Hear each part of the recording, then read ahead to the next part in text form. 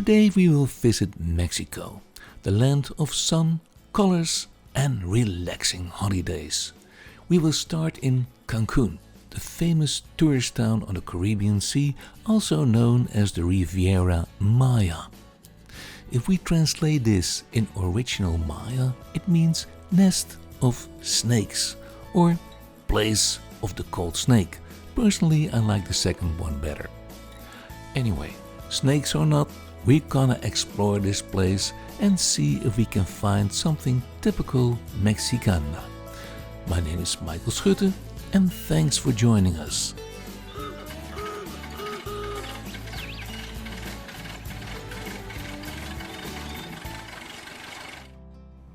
Before we start, let's take a little walk to the streets of Cancun, just to get some inspiration. We leave the resorts and the beach. This is where the real life happens, where the real people live. And I will always like to take a look around, have a little chat with the people, just to get a taste of it. There is a lot of different colors, and it's looking pretty old too, but that is ideal for a painter. And even in those narrow streets, we have a suicide pilot trying to pass a semi-truck. Well, he was lucky.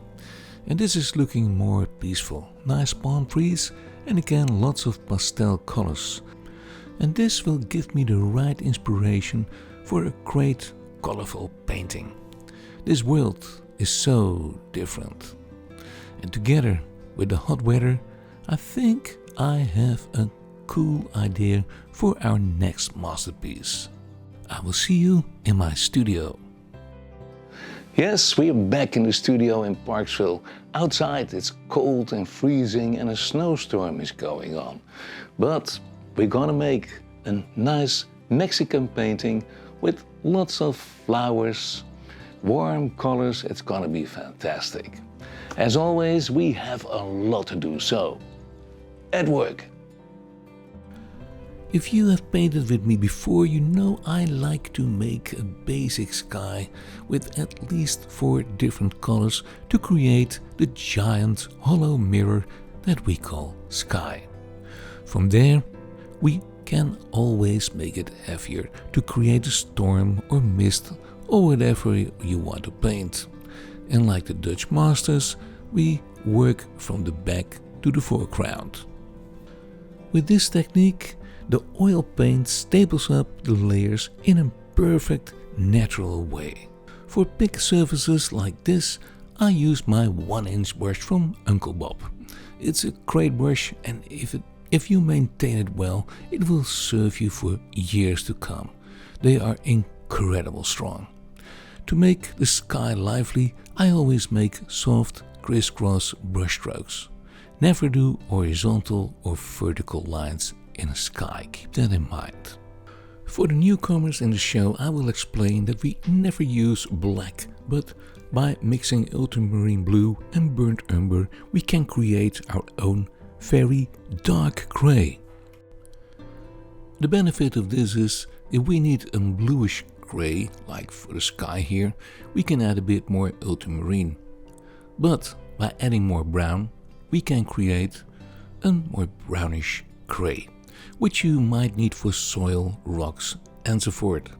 However, for a solid gray color, pure ivory black is always gray too.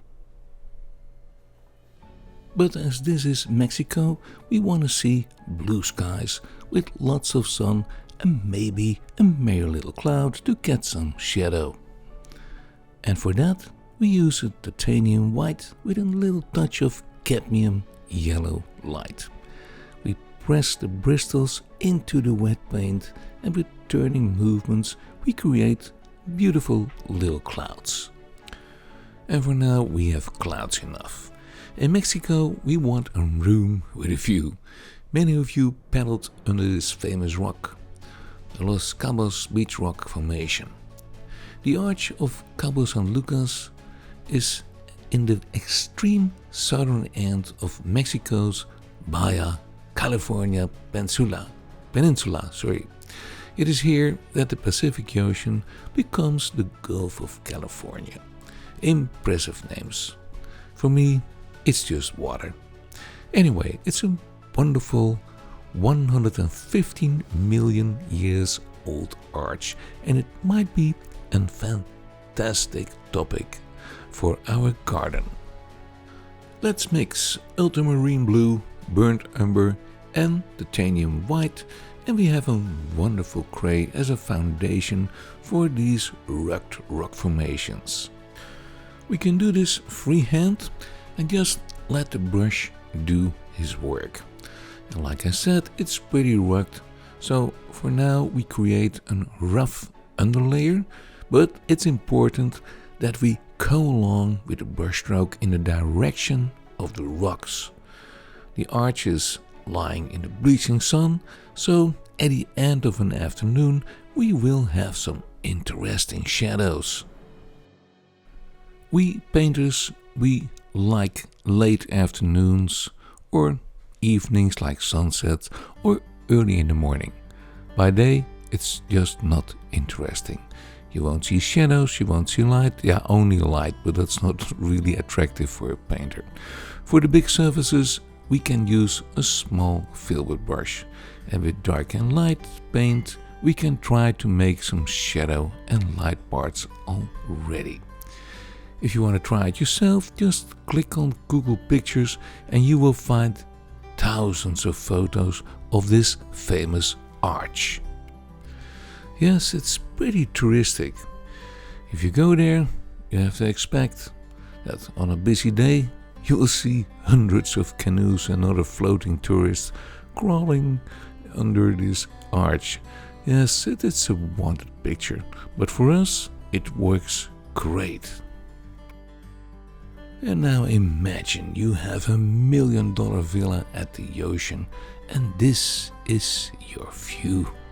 And you open the gates of the old adobe wall every morning and you see this stunning view. Wow, wouldn't that be awesome?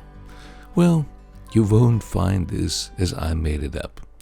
But we can always dream, right? Dreaming is good for a painter. And using your imagination will create wonderful paintings. In the meantime, I was playing and scratching a bit with a knife. But for now, we leave it alone because the paint is getting too thick and muddy. We will come back later for the final touch. Let's work a bit on the gate. I choose an adobe colored gate, which you can see a lot and even more in Arizona and New Mexico.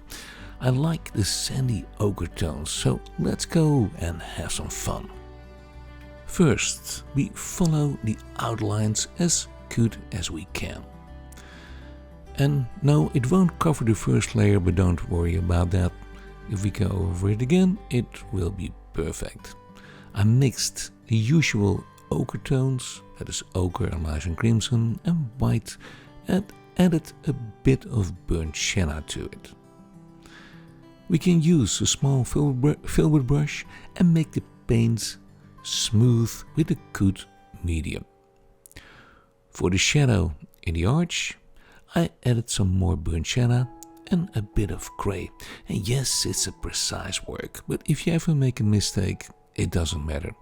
In oil paint we can repair everything. Let's make this part a bit darker as it is in the shadow, and then we have to work on the wall. This wall could be the surrounding of an old ancient hacienda for protection during the rough years of cowboys and pistoleros who were shaking up the neighborhood during the wild days of the last centuries. And for now, they are a splendid painting object for us romantic painters. With a big round brush, we can push some light and dark paint as a more sandy decoration into the wet paint. And these techniques will give a fine sandy color to the adobe wall, which is in fact sand and clay. We can do this all over the wall, but don't let it become too solid or too thick. Keep it loosely, just dip it in And this part should be round, so if we press a little bit in the wet paint, it will be indeed round, like I said. Let's move on to the other side of the wall, and we do exactly the same technique. First, fill in the blank spaces and try to stay within the outlines. It's almost like a kid's color book, but not for real. In fact, we are drawing with paint. And don't bother to search for the spot, because I completely made it up. I was looking to different reference photos, but I really could not find one which I really liked. So I started sketching and composing, combined a whole bunch of ideas and put it all together. The sea, the arch, the wall, the doors, flowers, and so forth. Yes, painters, we will make a complete Mexican fantasy. But first we take a little drink, get out of the hot sun, and take a look at this. I promised you a little trip to Mexico, so let's jump in an airplane, and after a few hours you can lie in the warm sea or sitting on a terrace under the palm trees with a cool drink. But there is more.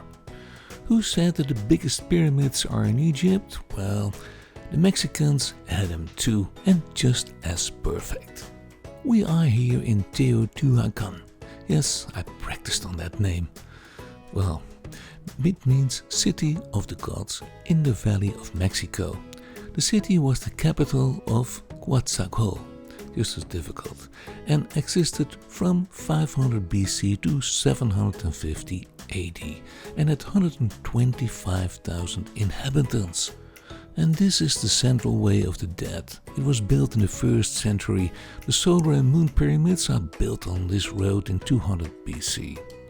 Now there is a big secret hanging around this city and buildings. Nobody knows the meaning of the perfect built pyramids. And it's another mystery why the city was abandoned just like that. Some people think this was all an alien compound, as the road would be perfect for a landing strip. Even more strange is that until now nobody could understand the hieroglyphs on the walls. Was it an alien language maybe? Well, if you want to explore it yourself, Teotihuacan is near the current town of Teotihuacan de Arista. And to be honest, it looks a bit more inviting for a cool drink and enjoy the beautiful sunset. And from the sunset back to our majestic garden gate with the $1 million view. It is the same technique, so let's speed up a bit, otherwise you get bored and we don't want that. Again, we can use the same colors. First the outlines and then fill her up with the same colors. Don't be too solid, play a bit with light and dark, and here and there a bit of burnt sienna, and that will make it all playful. For all vertical lines we can use the palette stick. But let's first finish the right part of the wall, then we have a better color balance. When I do a complicated painting like this, I always work from the back to the front, and I try to fill in the blank spaces as fast as possible. Because if you work on one piece at a time, you will discover that colors are influencing each other, and that might be disappointing. Some painters paint everything in gray tones by forehand, which is also an excellent idea, but a bit boring for television. Maybe I can show you this in the next painting. Gray tones work excellent for the color balance, and the benefit is that you will create a very steady underlayer. As I will go over this painting maybe another 2 or 3 times, I use this first layer as a foundation. Keep in mind that oil paint is transparent. It's a transparent paint. And with every layer, the colors will grow deeper and deeper. Let's work on the ancient garden doors, Or maybe it were stable doors, who knows. For a delicate job like this, we're gonna use the pallet stick as a ruler. The doors don't have to be perfect, the more weathered the better, but the start is always a challenge. First of all, I have to make them round. That was something what I totally forgot. The bow is round, so the doors must be round too. But then half round. A perfect color for an old door of old wood is burnt sienna, a bit of grey and below a bit of greyish blue, which will give the impression that it is pretty rotten. However, in a dry climate like Mexico, it's a bit over the top, but for a painting it looks pretty cool. Let's take a filler brush, a small one, and fill it in a bit more. And I follow the lines of the plank. I don't go horizontal, I keep it all vertical. And yes, I'm speeding up a bit because otherwise we won't make it in time, but you can follow it. I try to make some different tones in that door because we have to deal with different planks. Below even a bit green and on the side, like I said, a bit of blue. And here is the magic of the fan brush. With a greyish tone, I go slowly downwards to create the impression of a wood nerve. No pressure, let it feather over the wet paint and move slowly downwards. And then with a small brush we're gonna fill in some indents. And to make the indents more 3D, we give them on the right side a light ochre tone. And by now you might know that I always make 3 tones. I mix Alizarin crimson with yellow ochre, and by adding titanium white we can create 3 or even 4 or 5 tones like dark, middle, light and more light. Yes, it's always fun to make a door like this even older by adding some holes, cracks, and no matter how small the crack, we always give it a bit of light. Considering that light is coming from the left side, we do the light of the crack on the right side because that is the part what gets the light. And of course, we need some blacksmith work to hang the doors at the wall. We can make it rusty by using grey and English red, and on top maybe a bit of orange. And we need a lock. The more rusty, the more weathered, the better, like I said before. I love painting old rusty stuff like this. The other door gets more or less the same treatment as the left door. But as the sun is coming through the opening of the gate, it gets a bit more light than the other door. It's just a minor thing, but it gives the painting something extra. First, we draw the outlines and use the stick as much as we can. The door might be old and cracky, but a proper drawing or outline is the most important thing for a good painting. And then we do the same trick with the fan brush. We put a light color on it and strike it slowly downwards. And again, this will give a fantastic simulation of old wood. We paint all the indents of the planks and give them a stroke of light on the right side of the indent. By the way, I never draw lines in paintings. I sketch them slowly downwards. After all, this is not a mathematical drawing, it's a painting, and we like the romantic touch. And we can make it even older by painting all cracks and holes. See how much you want to do, the more the better. And there are the locks and the inches, and we can do this same trick with a mix of English red and on top a bit of orange to simulate the rust. Personally, I love those old locks and inches, and the more weathered they look, the better. For now we leave the doors alone and let's see what we can do on the front part of the painting. Under that gate is a complicated bunch of stepping stones. It's not that hard to do, but first we're gonna make it really dark with a bit of black and burnt sienna. We use a small filbert brush and don't forget to dip it into the medium to make the paint wet and smooth. Let's paint the first stepping stone in the back with a combination of ochre tones and a bit of grey. Just improvise and see if you like it. We give it a darker edge and from there we can paint first some dark soil. And maybe it's a good idea to paint first the old flower pot on the left side. We can do that easily with a few ochre tones and on the right side more dark for the shadow. We keep it single, just a few tones to get rid of the blank spaces. Later we will come back for this flower pot. Let me show you a real cool trick to create some easy stones. With two colors on the brush, a bit of ochre and grey, I push the bristles into the dark underpaint. And this is a fantastic technique to create all kinds of stones in an easy way. Later we will come back to give them a bit more light. Let's work a bit on the second stepping stone. First we do the outlines with some dark tones, just keep it simple. Then this second stepping stone is a bit more grey than the other one. I use a small filbert brush and I start with some grey. And on the average I do horizontal lines.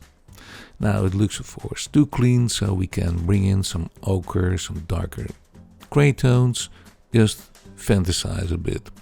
And on the edge we can do a very light ochre tone. We call that creating perspective with light and dark tones. The dark tones in the back and the light tones in the front. And we can create wonderful effects with our little palette knife.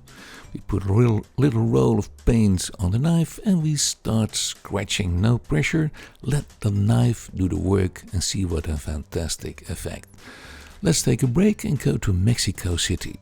It is the capital of Mexico with 21.3 million people and located in the Valley of Mexico at an altitude of 7,350 feet.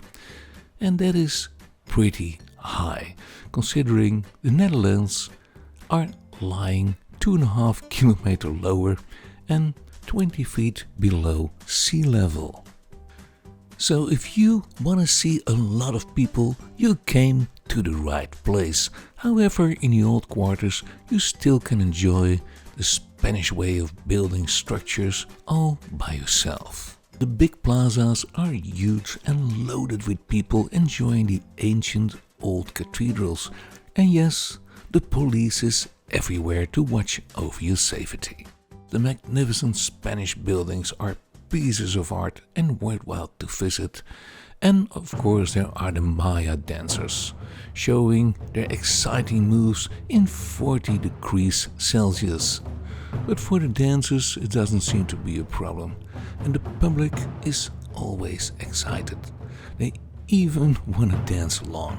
The clothing and the feathers are absolutely spectacular. Well, we have to move on because there's still a lot to see. If we walk to this old hallway, you will arrive in an ancient giant mall with literally thousands of merchants who try to sell you, let's say, everything you might need or even what you don't need. I almost had a feeling that I was walking in an African kasbah. Loads of people, you can eat and drink whatever you want everywhere. Personally, I like this part the best. Have a chat with nice common people and see how they live and survive in the biggest community of the Western Hemisphere. There is a different part too. The big high-rise business buildings like in every city. Is it charming? Well, not really. It could be Amsterdam, New York or Vancouver. The parks are wide and spacious, and even here you will see arbutus trees. A bit different than our arbutus trees, but they are there. there's always an artist market. Always fun to look around and see what a local artist make. In the modern parts of cities, well, I got a feeling they look all the same, like here. It could be Vancouver. Only the palm trees will remind you we are in Mexico City. And look at this, palm trees and arbutus trees right in opposite of each other. Personally, I like the old quarters better. And yes, here modern skyscrapers surround the old ancient ghosts from the past. And if your shoes are dirty because of all the hiking, well, these guys will take care of it. Let's go back to the studio where it's nice and cool. Yes, Mexico, it's an interesting country. No wonder that most of my students always take a vacation in that colorful world. Some stay there all winter and have a good time. And we just keep on painting. I want to give that rock a second layer. I put a bit more dark and light effects, so here and there, and this is what I usually do. I wait till the paint is dry and go over it again. It's surprising what you see the second time, especially when you are too focused, the eyes get tired and you will miss some things. So it's always good to work in layers, leave your painting alone for a while and see it again with a fresh look. Now let's see what we can do in this second layer. On the right side of the arch part, I want to put more shadow and light on these rugged rocks. Of course, it depends a bit how much sun is shining. Well, in Mexico, it's always shining. We use a small round brush and the colors are on the average very light ochre tones and grays like I mentioned before. But on the lower part is more dark as the rocks are covered with seaweeds, grasses and more great sea stuff. During the painting of this arch I gathered a ton of reference photos. And every time I see something new, it drives you crazy. It depends a bit from which corner the photos are taken and, very important, on which time of the day. Now most of the holiday pictures are taken around noon. Everybody is lying on the beach, having a good time and take the photographs. And as I mentioned it before in this episode, it's not really a good idea.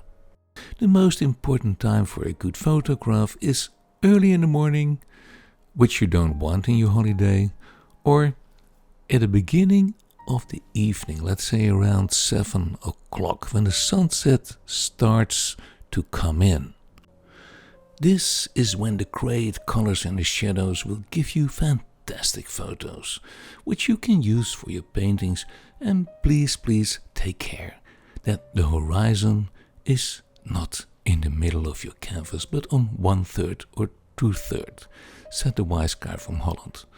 But always remember, I'm here to help you to get the right photo. Personally, I did a few road trips to deserts, and I always rise early in the morning at 4 or 5 o'clock, and then nature explodes, and you will be rewarded with the most beautiful, spectacular colors. So yes, it might be a cool idea to leave the resort for one day, early as can be, rent a 4-wheel drive and take a tour into the desert to enjoy the sunrise. In the meantime, I painted some more lights and indents in the rocks. It's never enough, but I have to stop because the paint is getting too muddy. Later I will do more. There are a few little things, but like I said, it's getting too muddy. Let's give the waves a bit more light. We can use the same lightest phthalo color we used for the sky. Now let's dive into a boat and let's check the place out. Yes, from the water we can see how rugged this volcanic rock is in reality. Let's go to the other side and now we see the most painted arch in Mexico. And I think we did a pretty good job. The only thing what we want to do is blurring it a bit with the fluffy brush to get rid of the sharp corners. After all, we look at this rock from a big distance. When it's all dry, I want to do one more little indent in the middle and add a bit more light maybe, but the paint is getting too muddy, so we have to stop and let it dry.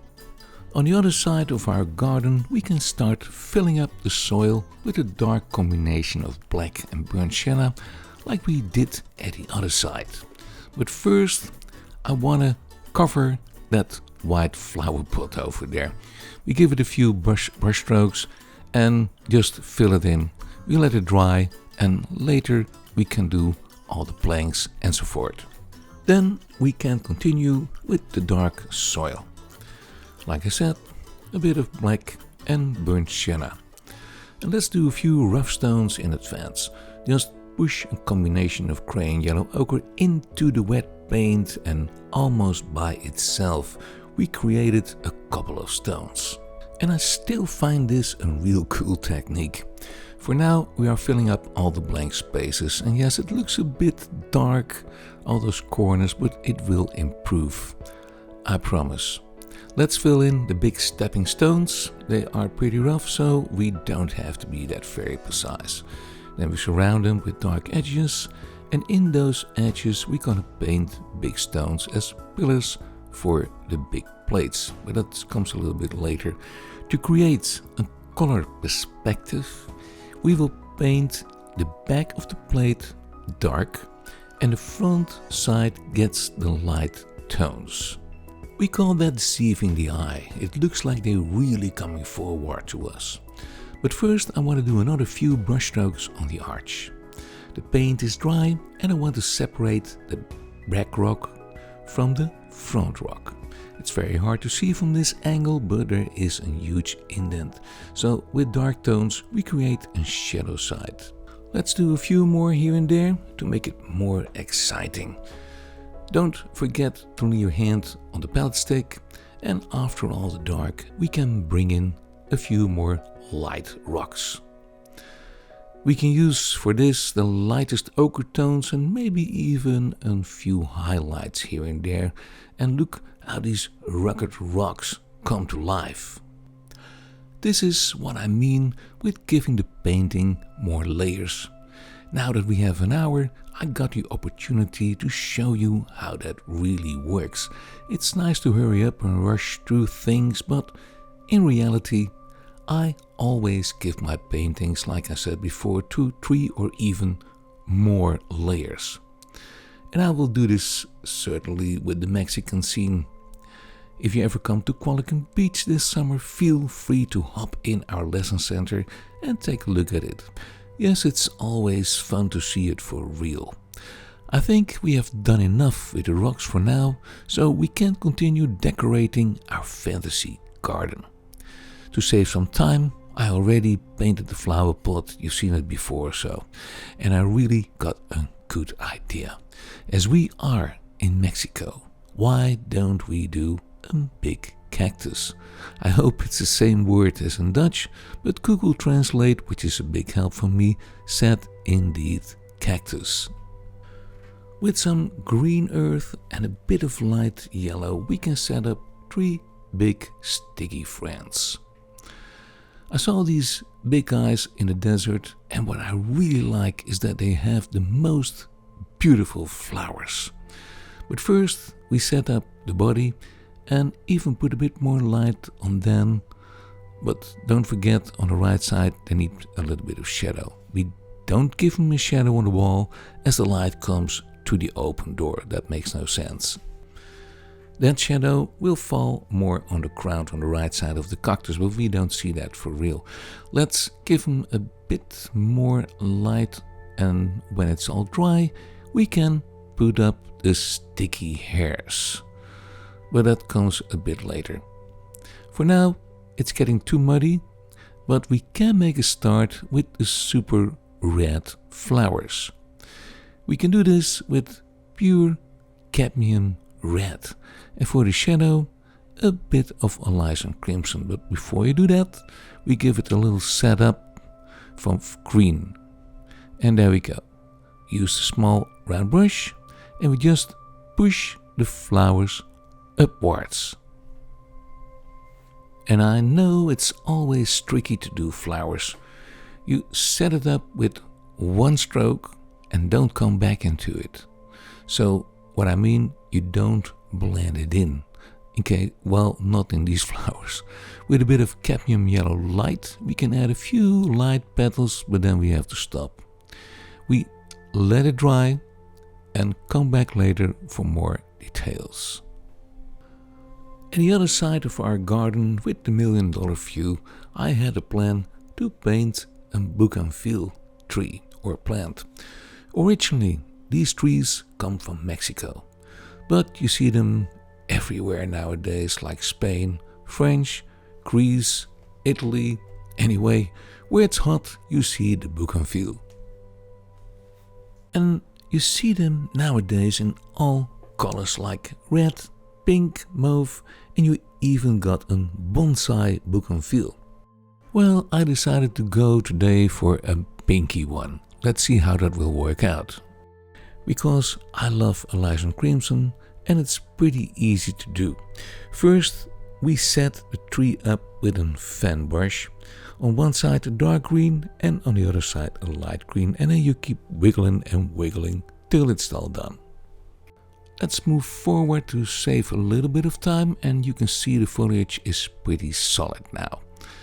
Then with a small round brush I make little clusters of flowers which I mixed with Alizarin crimson and titanium white.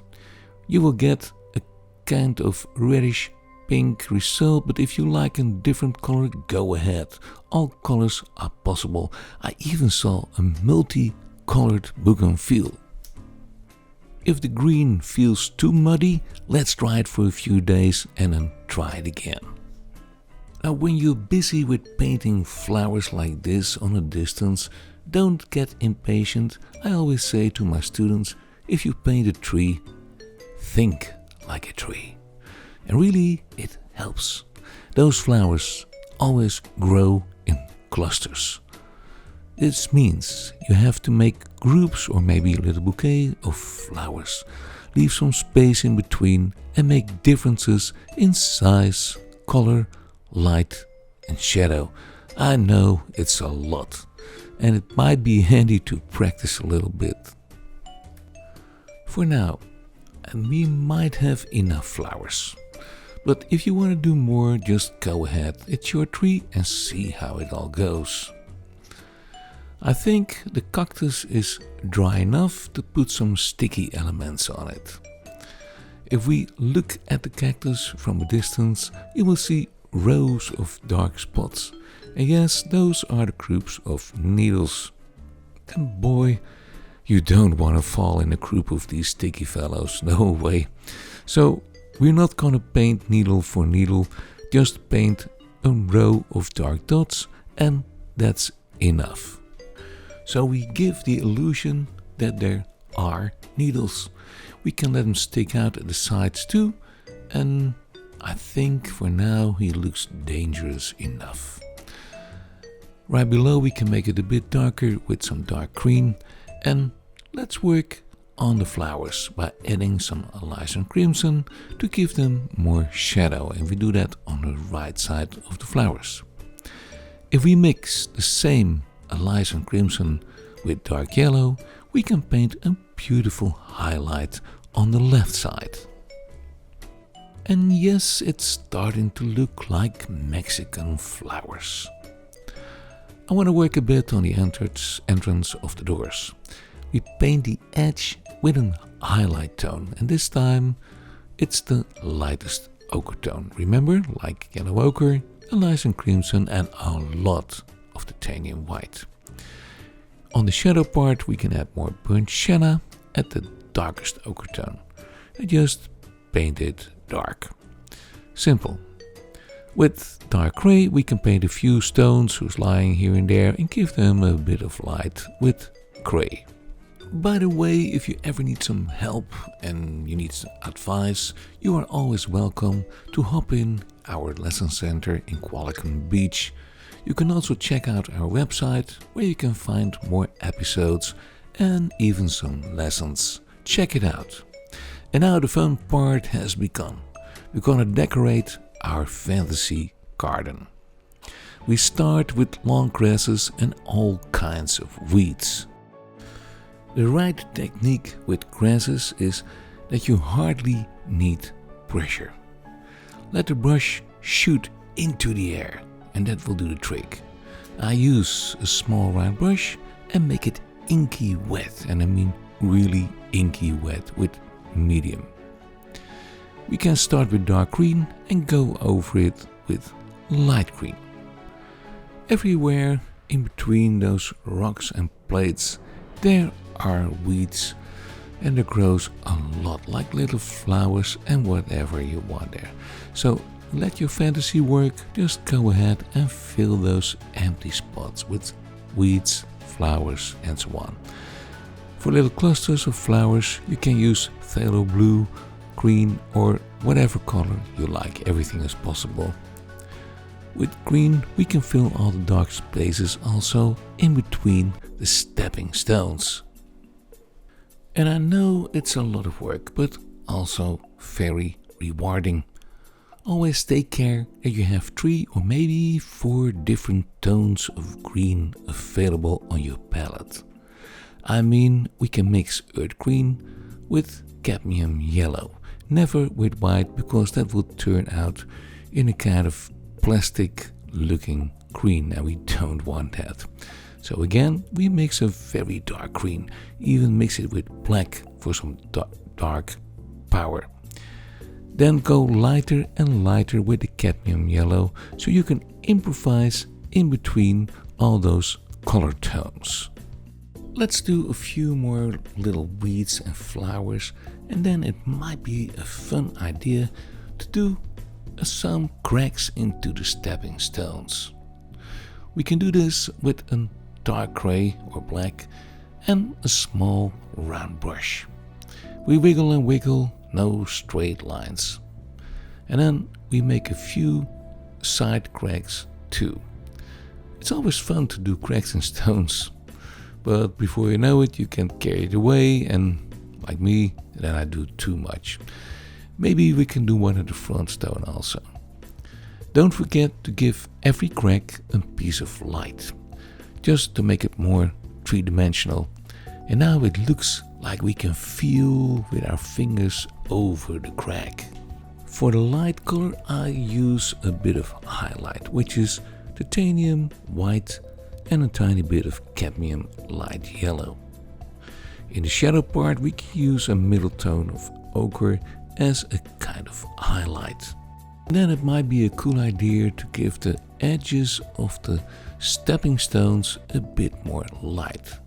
But first, let's take a little break. Before we say goodbye, I would like to show you our Academy of Music and Art in Qualicum Beach. I teach there music and art, and my wife Els card making and scrapbooking.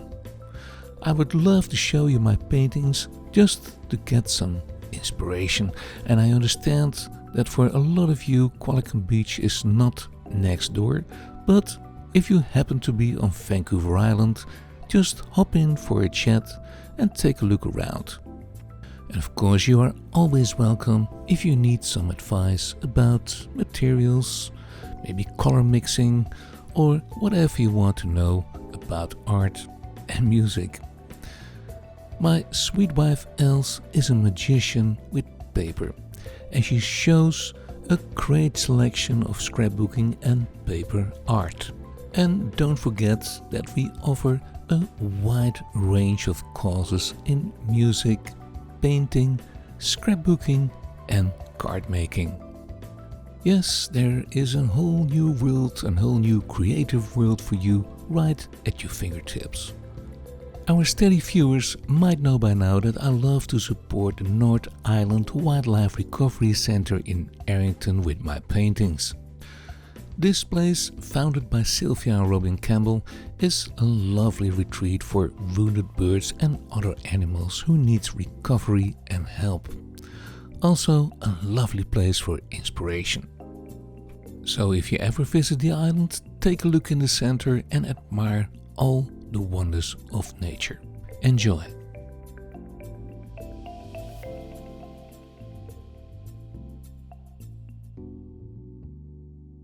Yes, I really hope for some better weather to take a nice walk over there and to say hello to my friends Sander, Ray, Farley and all the other little guys. And for now, we go to the other side and paint some more weeds. With a few brush strokes, I give the back steps a bit more light, at the top that is, and see how that works. They really coming forward. And you know what? Let's do another crack. I love cracks. And yes, they need some light at the side, but not too much as they lie in the shadow. Let's grow a few more weeds under the stones. We use some dark and light tones of green and just let the brush do the work for you. Weeds and little flowers are growing everywhere here, and I always love to decorate dull little parts in a painting like here. I hope you enjoyed this painting with some warm colors and try it for yourself. However, these kind of paintings are no tutorials, but it will give you an impression what you can do with oil paint. And I love to show how fantastic it works. And I have to tell you that nowadays we have even water mixable oil paint and fantastic mediums without any smell. But what I like most is that whenever you make a little mistake like me, you can always go over the first layer and do an easy repair. And like the Dutch masters, we only used maybe 7 or 8 pigments, and that gives a very warm color balance in your painting. In the back corner of the garden, I want to paint a few more grasses and little flowers to cheer it up. It's just a bit too dark. And the old flower pot is a great background for that purpose. All those warm colors will give the spectator a relaxing mood, and that is what we need during a fantastic holiday in Mexico.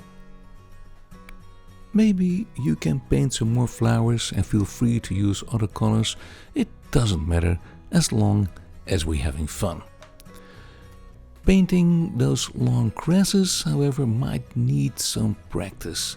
The technique is that you make the brush inky wet, with medium that is, and let it shoot away in space with no pressure at the end of the stroke.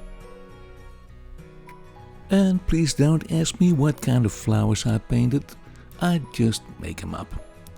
I'm the worst gardener in the world. When we clean up the garden, my sweet wife Els is walking right behind me to keep an eye on me, otherwise sometimes I clean up the flowers instead of the weeds. I got no clue about the flowers, I just like the colors. Well, whatever. And like I said before, as long as we're having fun, what does it matter? We can do a few more green stuff between the rocks of the entrance. With temperatures like this, it's growing everywhere. So we can do a few more little plants and flowers under the door. And there is another thing what I almost forgot. I want to do a bit more light flowers at the side of the tree. Let it pass the dark wall or that dark piece, and it will create more depth. It's a few minor little thing, but it will help. Well, for now, we have done enough, and with some sea sounds and relaxing music, and with the $1 million view, I would say we created a wonderful little painting. Enjoy and have some fun!